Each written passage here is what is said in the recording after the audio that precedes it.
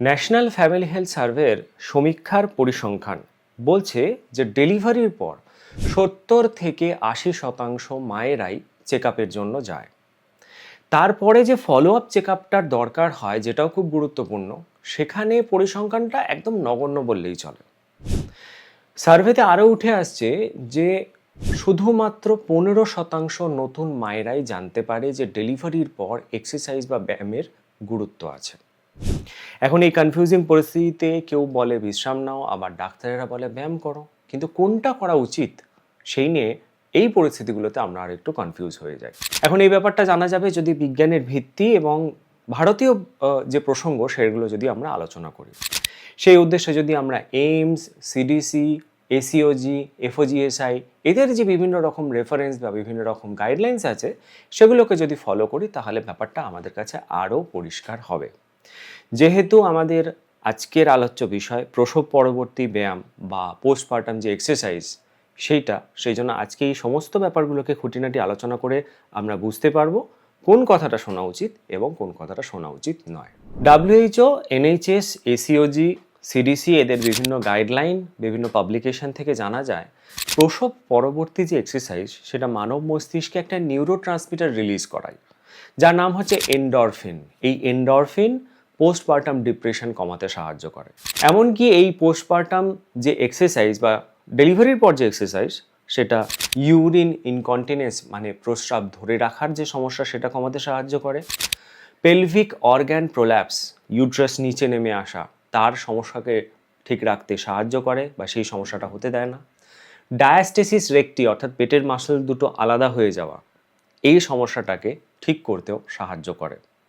এমনকি এই প্রসব পরবর্তী এক্সারসাইজ যদি সঠিক সময় শুরু করা যায়, তাহলে ডেলিভারির পর যে ক্লান্তি সেটা কাটিয়ে উঠে এনার্জি ফিরে পেয়ে সাধারণ জীবনে ফিরে আসতে মায়েদের সাহায্য করে।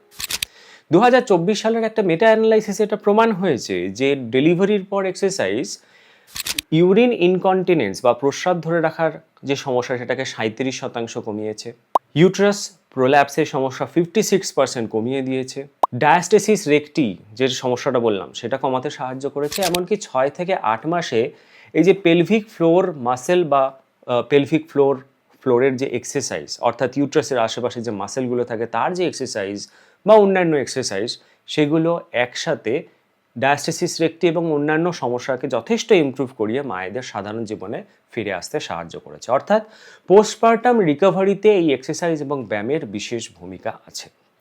তাহলে প্রশ্নটা হচ্ছে কবে থেকে শুরু করা উচিত? সত্যি কথা বলতে এর কোনো নির্দিষ্ট সময় নেই, মানে সবার ক্ষেত্রে এক সময় নয়। কেন এই কথাটা বললাম? তার কারণ এই ব্যায়াম শুরু করা বা কারা করতে পারবে তার পেছনে 4টে ফ্যাক্টর আছে। প্রথমত, আপনার ডেলিভারি কিভাবে হয়েছে, সি সেকশন না নর্মাল ডেলিভারি। দ্বিতীয়ত, কোনো জটিলতা ছিল কিনা ডেলিভারির ক্ষেত্রে, যে টিয়ারিং হয়েছে বা রক্তক্ষরণ হয়েছে, ইনফেকশন হয়েছে। 3 নম্বর হচ্ছে যে গর্ভাবস্থায় আপনার শারীরিক অবস্থা কেমন ছিল, কোনো সমস্যা ছিল নাকি, কোনো বিশেষ কিছুর প্রভাব ছিল নাকি। 4 নম্বর হচ্ছে ডেলিভারির পর আপনি কিরকম ফিল করছেন, আপনার শারীরিক অবস্থা কিরকম, কোনো অন্য উপসর্গ আছে কি। এই সমস্ত কিছু দেখে বিচার করে তারপরেই ডিসিশনটা নেওয়া যায় যে এক্সারসাইজ কবে থেকে শুরু করা যেতে পারে। আমি ডেলিভারির টাইপের উপর ডিপেন্ড করে আপনাদেরকে একটুখানি ডিটেলিং করি, তাহলে বুঝতে সুবিধা হবে। ধরুন আপনার নর্মাল ডেলিভারি হয়েছে, মানে নর্মাল ভ্যাজাইনাল ডেলিভারি হয়েছে যেখানে কোনো জটিলতা ছিল না। সেক্ষেত্রে সন্তানের জন্মের পর কয়েক সপ্তাহের মধ্যেই আপনি হালকা হাঁটাহাঁটি এবং পেলভিক ফ্লোর যে এক্সারসাইজ সেগুলো করতে পারেন। 2 থেকে 4 সপ্তাহে গিয়ে আপনার হাঁটাহাঁটির পরিমাণটা একটু বাড়াবেন এবং কোর অ্যাক্টিভেশন এক্সারসাইজগুলো করবেন। 6 থেকে 12 সপ্তাহে গিয়ে যোগা, পিলেটস এগুলো বেস্ট অপশান। আর 12 সপ্তাহ পেরিয়ে গেলে তারপরে আপনি জগিং বা জিম বা একটু হাই ইন্টেন্সিটি এক্সারসাইজ তখন করতে পারেন। এই ব্যাপারে বিশেষজ্ঞরা বর্তমানে পরামর্শ দিচ্ছে। এবারে ধরুন আপনার একটু জটিল ডেলিভারি হয়েছে, মানে ইনস্ট্রুমেন্টাল ডেলিভারি, ফরসেপ বা এরকম কিছু ব্যবহার করা হয়েছে। সেক্ষেত্রে মনে রাখবেন আপনার পেলভিক ফ্লোরের যে নার্ভগুলো বা স্নায়ুগুলো সেগুলো কিছুটা কিন্তু ড্যামেজ হয়, রিকভারিতে একটু সময় লাগে। সেই জন্য প্রথমে ডাক্তারের কাছ থেকে আগে গ্রিন সিগন্যালটা নেবেন। ডাক্তার বলবে যে আপনার এই জায়গাটা রিকভারি হয়ে গেছে, নার্ভগুলো রিকভারি হয়ে গেছে, আপনি এক্সারসাইজ শুরু করতে পারেন, তখন এক্সারসাইজ শুরু করবেন। জটিল এই ফর্সে বা ইনস্ট্রুমেন্টাল ডেলিভারির ক্ষেত্রে নিজে থেকে শুরু করবেন না আগে। ধরুন এবার আপনার সি সেকশন ডেলিভারি হয়েছে। দেখুন, সি সেকশন ডেলিভারি বা সিজারিয়ান সেকশন যেটা, সিজার ডেলিভারি যেটা, সেটা বেসিক্যালি একটা মেজর অপারেশন, যেক্ষেত্রে শুধুমাত্র ত্বক বা স্কিন নয়, তার নিচেও বেশ কয়েকটা লেয়ার অবধি কাটা হয় ডেলিভারির জন্য। অর্থাৎ একটা major delivery, major operation better to say. এক্ষেত্রে প্রথম 1 থেকে 2 সপ্তাহ সিম্পল হাঁটাহাঁটি, মুভমেন্ট এবং পেলভিক ফ্লোরের যে এক্সারসাইজ, সিম্পল যে পেলভিক ফ্লোর এক্সারসাইজ, সেগুলোই করা উচিত। যখন 2 সপ্তাহ পেরিয়ে গেল, মোটামুটি 6 সপ্তাহে গিয়ে যখন আপনার সেলাইটা শুকিয়ে যাচ্ছে, ইনসিশনটা শুকিয়ে যাচ্ছে, তখন আপনি কোর অ্যাক্টিভেশন এক্সারসাইজটা শুরু করতে পারেন। এরপরে মোটামুটিভাবে যখন 6 থেকে 8 মাস কোর মাসেল এক্সারসাইজগুলোকে শুরু করলেন, তারপরে গিয়ে আপনি যোগা বা পিলেটসে যেতে পারেন। তবে সি সেকশন ডেলিভারির ক্ষেত্রে 3 থেকে 6 মাস বা বেটার টু সে 6 মাস অবধি হাই ইন্টেন্সিটি কোনো এক্সারসাইজ, জিম বা জগিং, জোরে দৌড়ানো, হাই ইন্টেন্সিটির কোনো এক্সারসাইজই না করা ভালো। এবারে ধরুন সব কিছু ঠিক আছে, সেক্ষেত্রে আপনার উইকলি এক্সারসাইজ প্রগ্রেসটা বলি, তাহলে আপনার প্ল্যান করতে সুবিধে হবে। 0 to 2 উইকস অর্থাৎ ডেলিভারির পর প্রথম 2 সপ্তাহ হালকা হাঁটাহাঁটি, ডিপ ব্রিথিং এক্সারসাইজ আর পেলভিক ফ্লোর এক্সারসাইজ, এই তিনটেই যথেষ্ট। কারণ এই সময় মেন টার্গেট হচ্ছে সুস্থ থাকা, সুস্থ হওয়া। ফিটনেস, ওয়েট লস এগুলো কিন্তু এই সময় টার্গেট নয়। 2 থেকে 6 সপ্তাহ এই সময় গিয়ে হালকা কোর অ্যাক্টিভেশন এক্সারসাইজ করা উচিত। এই কোর অ্যাক্টিভেশন এক্সারসাইজ কিন্তু ক্রাঞ্চেস বা সিট আপ এগুলো নয়। এর সাথে আপনি ডিপ ব্রিদিং কন্টিনিউ করুন বা ব্রিদিং এক্সারসাইজ কন্টিনিউ করুন।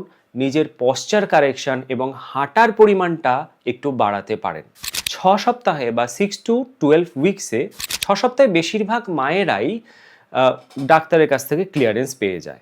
সেই জন্য yoga, pilates, simple strength training exercise এগুলো কিন্তু শুরু করা যেতে পারে। তবে দৌড়ঝাঁপ, হাই ইন্টেন্সিটি এক্সারসাইজ এগুলো থেকে বিরত থাকুন। আর এটা মনে রাখবেন যে 12 সপ্তাহের পরে গিয়ে হাই ইন্টেন্সিটি এক্সারসাইজ, জিম বা স্ট্রেংথ ট্রেনিং এক্সারসাইজ এগুলো শুরু করা যেতে পারে। যদি মনে করেন আপনি যোগা, পিলেটস বা সিম্পল স্ট্রেংথ ট্রেনিং এক্সারসাইজগুলো দিয়ে ফিট থাকতে পারছেন, আপনার হেলথ ইমপ্রুভ করছে, ফিটনেস ইমপ্রুভ করছে, তাহলে সেটাই কন্টিনিউ করুন। ইন্টেন্সিটিটা বাড়ালে তখন ক্লান্তিটাও বেড়ে যেতে পারে, কারণ মোটামুটি 12 সপ্তাহ মানে আপনার সন্তান সম্পূর্ণরূপে আপনার উপরে নির্ভরশীল এবং পোস্টপার্টাম সিচুয়েশনে আরও যা যে সমস্যাগুলো তৈরি হয় বা পরিস্থিতিগুলো তৈরি হয় সেগুলো আপনাকে ঝেলতে হবে। এবারে এই এক্সারসাইজ সম্পর্কে কিছু ভুল ধারণা বা মিথ আছে, সেগুলো আমি আপনাদের কাছে ফ্যাক্ট বা সত্যটা তুলে ধরতে চাই।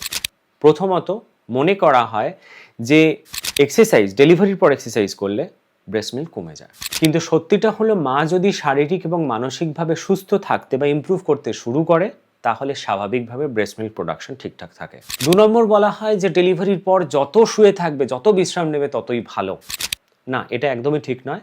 ডাক্তারের পরামর্শে আর্লি মুভমেন্ট মানে প্রাথমিক স্তর থেকে মুভ করা, নড়াচড়া করাটা কিন্তু রিকভারিতে হেল্প করে। 3 নম্বর হচ্ছে সি সেকশনের পর অনেক দিন অবধি মুভ করা যায় না। না, সি সেকশনের পর রিকভারিটা খুব গুরুত্বপূর্ণ এবং সি সেকশনের পরেও মুভমেন্ট, হালকা নড়াচড়া, পেলভিক ফ্লোর এক্সারসাইজ এগুলোও কিন্তু ইমপ্রুভ করতে বা ফিটনেস ইমপ্রুভ করতে, সুস্থ থাকতে, ডেলিভারির পর যে রিকভারিটা সেটাকে ত্বরান্বিত করতে হেল্প করে। 4 নম্বর কথা, ক্লান্ত থাকলে এক্সারসাইজ করা উচিত নয়। হ্যাঁ, ক্লান্ত থাকলে ডেফিনেটলি এক্সারসাইজ করা উচিত নয়, কিন্তু রোজ যদি নির্দিষ্ট নিয়ম মেনে নির্দিষ্টভাবে এক্সারসাইজ করা যায়, তাহলে ডেলিভারির পর যে ক্লান্তিটা সেটা আস্তে আস্তে কমে যায়। আর 5 নম্বর হচ্ছে, প্রাথমিক পর্যায় থেকে যদি ক্রাঞ্চেস এবং সিট আপ দেওয়া শুরু করা যায়, তাহলে পেট কমে যায়। এটা কিন্তু খুব বিপজ্জনক একটা সিদ্ধান্ত, কারণ তখন যে পেটের মাসেলগুলো সেগুলো রিকভারি স্টেজে থাকে, স্ট্রেংথটা থাকে না। এই সময় অন্যান্য বডি মুভমেন্ট, হালকা হাঁটাহাঁটি, পেলভিক ফ্লোর এক্সারসাইজ সেগুলো করে রিকভারির দিকে যাওয়া উচিত। নাহলে যদি প্রাথমিক স্তর থেকে যদি ক্রাঞ্চেস বা সিট আপ এই টাইপের এক্সারসাইজ শুরু করা যায়, তাহলে কিন্তু হার্নিয়া, ডায়াস্টেসিস রেক্টি এই টাইপের সমস্যাগুলো তৈরি হতে পারে। সেই জন্য আপনি নিজের ওভারঅল ইমপ্রুভমেন্টের দিকে ধ্যান দিন, যেক্ষেত্রে হাঁটাহাঁটি, pelvic floor exercise, breathing exercise যেটা আপনাকে সুস্থ করে তুলবে। তারপরে আপনি যখন কোর স্ট্রেংথটা ফিরে পাবেন, তখন আস্তে আস্তে হাই ইন্টেন্সিটি এক্সারসাইজের দিকে যান, যেটা মোটামুটিভাবে 6 মাস ধরে রাখতে পারেন। এবারে আমি কিছু রেড ফ্ল্যাগস বলে দিই, মানে যেগুলো দেখতে পেলে ব্যায়াম ইমিডিয়েটলি থামিয়ে দেবেন এবং ডাক্তারের সঙ্গে পরামর্শ করবেন। প্রথমত হচ্ছে ভ্যাজাইনাল ব্লিডিং, যদি ব্রাইট রেড কালারের যোনিপথে রক্তপাত হয় তাহলে। দ্বিতীয়ত হচ্ছে শ্বাসকষ্ট বা মাথা ব্যথা বা মাথা ঘোরা, প্রচণ্ড তীব্র মাথা ব্যথা এবং মাথা ঘোরা যদি হয়। তৃতীয়ত হচ্ছে যে হঠাৎ করে দেখছেন পেলভিক এরিয়াতে বা পেটে বা নাভির আশেপাশে তীব্র ব্যথা হচ্ছে, অথবা পেটটা ফোলা ভাব লাগছে, প্রচণ্ডভাবে ফুলে আছে, অথবা পেটটা ভারী লাগছে, একটা চাপ একটা অনুভব হচ্ছে। এই তিনটে পরিস্থিতিতে। আর আরেকটা জিনিস হচ্ছে যে হাঁটতে গিয়ে প্রস্রাব বেরিয়ে আসছে বা ইউরিন লিকেজ হচ্ছে। এই যে কটা পরিস্থিতি, 5-6টা পরিস্থিতি, এইটার মধ্যে যে কোনো একটাও যদি হয় তাহলে এক্সারসাইজ বা ব্যায়াম থামিয়ে ডাক্তারের পরামর্শ অবশ্যই নেবেন। ভিডিওতে আমি বেশ কিছু এক্সারসাইজ বা ব্যায়ামের কথা বলেছি, যেমন pelvic floor exercise, breathing exercise বা ডিপ ব্রিদিং এক্সারসাইজ বা কোর অ্যাক্টিভেশন এক্সারসাইজ। এগুলো সম্পর্কে মানুষের একটু ভুল ধারণা আছে বা ক্লিয়ার আইডিয়া নেই কীরকমভাবে ব্যায়ামটা করা উচিত। দেখুন, এই একটা ভিডিওতে আমি দেখাইনি, তার কারণ ভিডিওটাকে অযথা বড় করতে চাই না এবং সেই ব্যায়ামটা প্র্যাকটিস করতে গিয়েও মানুষের অসুবিধা হয়। সেই জন্য আমি আলাদাভাবে এই ব্যায়ামের এক্সারসাইজের ভিডিওগুলো আমি আলাদাভাবে দেব। এই ভিডিওটা ভালো লাগলে অবশ্যই লাইক করুন, চ্যানেলটাকে সাবস্ক্রাইব করে রাখুন যাতে আমাদের নেক্সট আপডেটগুলো আপনাদের কাছে আসতে থাকে, আর ভিডিওটা শেয়ার করে পরিচিত নতুন মায়েদের কাছে পৌঁছে দিন।